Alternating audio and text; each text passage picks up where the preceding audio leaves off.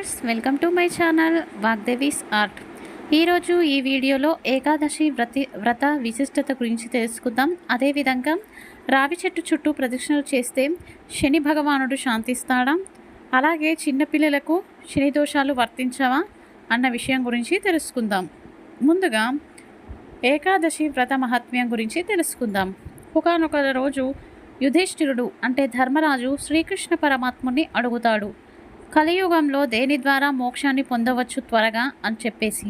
దీని గురించి పద్మపురాణం ఉత్తరాఖండలో ఉంది. కృష్ణుడు, నేను కాదు, ఈ విషయం గురించి వ్యాసుడు నీకు చెప్తాడు అని చెప్తాడు. యుధిష్ఠిరుడు ప్రార్థన చేస్తే అప్పుడు వ్యాసుడు ఏకాదశి వ్రతం గురించి చెప్తాడు. ఏకాదశి వ్రతం కన్నా శ్రేష్టమైనది మరొకటి లేదు. ఈ ఏకాదశిని మనము శుక్లపక్షంలో కృష్ణపక్షంలో రెండు పక్షాల్లో వచ్చే ఏకాదశిని మనము ఉపవాసం చేయాలి. విష్ణువును పూలతో పూజించాలి. మహిళలో కూడా ఈ వ్రతాన్ని ఆపడానికి వీలు లేదు. ఈ ఏకాదశి వ్రతాన్ని ఎవరైతే ఆచరిస్తారో వారు ఎంతటి పాపిష్టులైనా దురాచారులైనా సరే యమపురాన్ని చేరుకోరు, అంటే నరకాన్ని చేరుకోరు. ఇదంతా విని భీముడికి భయం కలిగింది.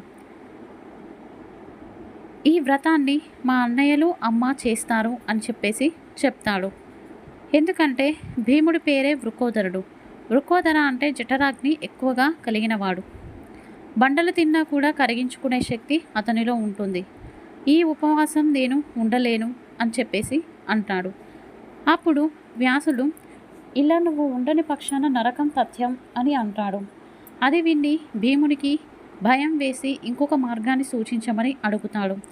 అప్పుడు వ్యాసుడు, జ్యేష్ఠ మాసంలో వచ్చే శుక్లపక్ష ఏకాదశి రోజు, ఏకాదశి ఉదయం నుంచి ఏకాదశి గడియల నుంచి మరునాడు ద్వాదశి గడియలు వచ్చేంత వరకు కూడా నీరు తీసుకోకుండా ఆ ఒక్కరోజు నిర్జల ఉపవాసం ఉన్నట్లయితే ఇన్ని రోజులు పాటించినంత ఏకాదశి పుణ్యఫలం ప్రాప్తించి ముక్తుడవవుతావు. మోక్ష ప్రాప్తి కలుగుతుంది, ధనధాన్యాలు సమృద్ధిగా ఉంటాయి, సంతానం ఉంటుంది అని చెప్పేసి చెప్తాడు. ఆ విధంగా భీముడు ఈ నిర్జల ఏకాదశిని పాటించాడు. అలా పాటించడం వలన దీనినే మనము నిర్జల ఏకాదశిగా చెప్తూ ఉన్నాము. ఇది ఏకాదశి యొక్క మహాత్మ్యం. మీరు కూడా వీలైన వాళ్ళు నిర్జల ఏకాదశి వ్రతాన్ని ఆచరించడానికి ప్రయత్నించండి. నీరు తీసుకోకుండా ఉండడం కానివారు కనీసం పాలు పళ్ళైనా తీసుకోండి. బీపీ షుగర్ ఉన్నవారు, గర్భవతులు ఇలా ఉండడానికి ఆచరించవద్దు. మీరు ఉండలేరు కాబట్టి మీ వంతుగా స్వయంపాక దానాన్ని ఎవరికైనా దానంగా ఇవ్వండి. ఇక రావి చెట్టు చుట్టూ ప్రదక్షిణలు చేస్తే శని భగవానుడు ఎందుకు శాంతిస్తాడో చూద్దాము. దధీచి కొడుకు పిప్పలాదుడు. దధీచి భార్య దధీచి మరణానంతరం సతీ సహగమనం చేయాలి అనుకుంటుంది.